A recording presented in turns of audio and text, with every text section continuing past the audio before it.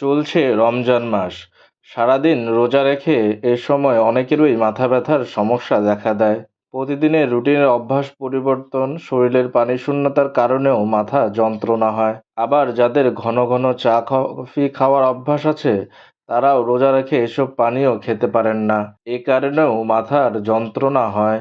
২০১১ সালের এক গবেষণায় দেখা গেছে, রমজান মাসে রোজা রেখে অনেক ব্যক্তি মাইগ্রেনের শিকার হয়েছেন, কিংবা যারা মাইগ্রেনে আক্রান্ত তাদেরও সেই ব্যথা বেড়েছে। রোজা রেখে মাইগ্রেন ও মাথা ব্যথার সমস্যা কমাতে কিছু বিষয় মাথায় রাখুন।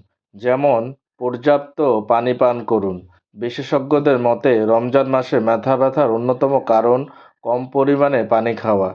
যেহেতু সারাদিন পানি পানের সুযোগ নেই, তাই সেহরি ও ইফতারের সময় প্রচুর পরিমাণে পানি পান করুন। তা না হলে শরীরে পানিশূন্যতার কারণে অনেকের মাথা ব্যথা হয়। বিশেষজ্ঞরা বলেছেন, ইফতার ও সেহরির সময় কমপক্ষে ৮ থেকে ৯ গ্লাস পানি খান।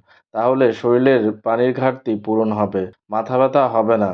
পাশাপাশি শরীরকে হাইড্রেট রাখতে প্রচুর পরিমাণে শসা, তরমুজ ও তরল খাবার খান।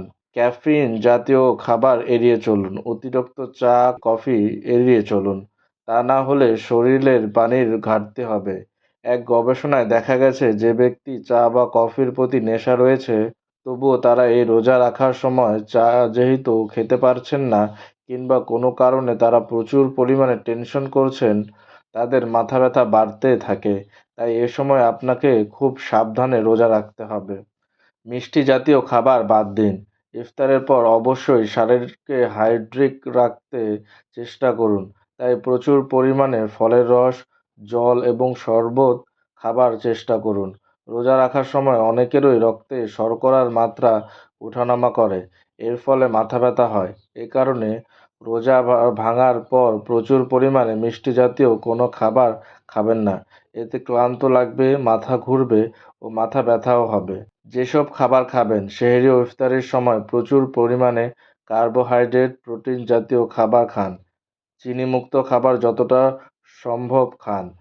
খুব বেশি চা, কফি খাওয়া থেকে বিরত থাকুন। পর্যাপ্ত পরিমাণে ঘুমান। রমজান মাসে ঘুমের সময় হয় এলোমেলো। এজন্য অনেক সময় মাথা ব্যথা হয়। তাই পর্যাপ্ত পরিমাণে ঘুমাবার চেষ্টা করুন। শ্বাস-প্রশ্বাস ভালোভাবে নিন। মানসিক চাপ কমান। জীবনযাত্রার পরিবর্তন আনুন।